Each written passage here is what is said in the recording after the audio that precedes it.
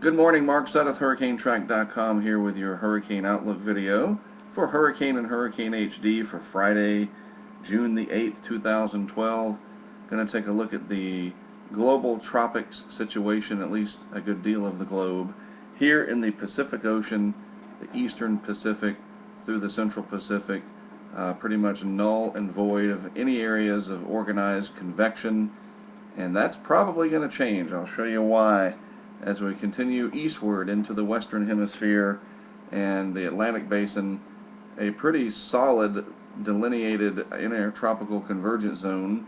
Lots of convection here over the northwest portion of South America. Limited convective activity in the southeast Pacific. Our trailing cold front, the old stalled frontal boundary here.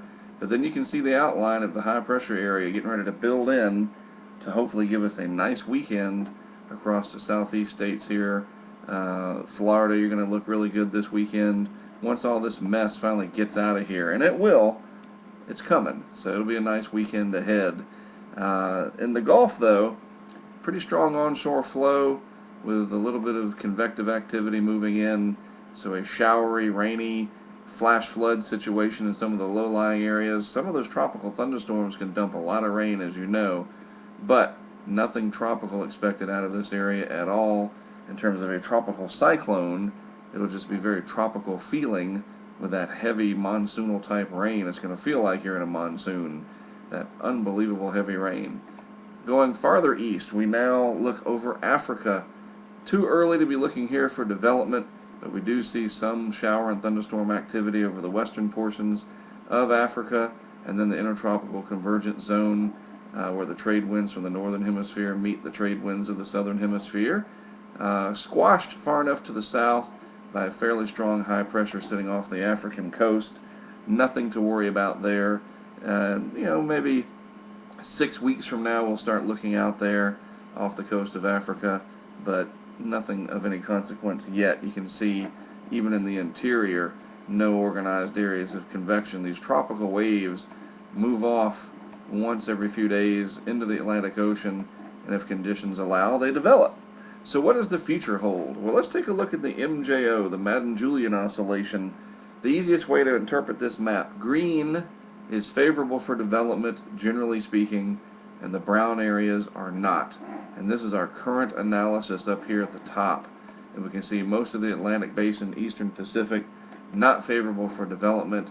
The area that is favorable here, more towards the Western Pacific, is migrating eastward. And that pulse, that MJO pulse, over the next 5 days or so will start to get into the Western Hemisphere. So we're going to have to look for development in about the next week or so, probably in the Southeast Pacific, and maybe start to look for something in the Caribbean to extreme southern Gulf of Mexico. Then, as we get out even further into time, we see almost the entire Atlantic Basin here in green once we go out to about, the 16th, the 18th of June, something like that. And then the Southeast Pacific stays fertile right on to about the 23rd of June. So there's a window possibly coming up starting next week where first we'll look to the Southeast Pacific and then maybe some development chances here in the Atlantic Basin. So keep your eyes peeled for that. Looking at the GFS operational model, this is a week from tonight, or actually a week from last night, and so this would be valid on Friday the 15th of June.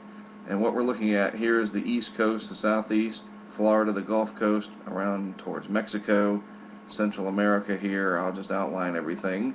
And then in the Eastern Pacific, right on cue, the GFS operational model, this is just one of the global models that we look at, developing areas of disturbed weather down here, closed low pressure areas, one here and one south of Mexico, in that week out time frame, which is right in line with what the MJO pulse is showing moving through. So the models, the operational models, now trying to start to sense that, to feel it, if you will, and therefore they start to show development.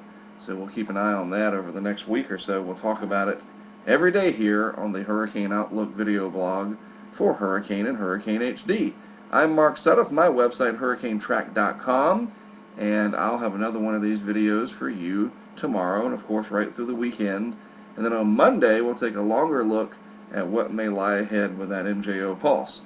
And I'll see you over the weekend. Have a great weekend. As I said, hopefully in Florida, things are going to improve as that stalled front moves out. I hope so, and I'll see you again tomorrow.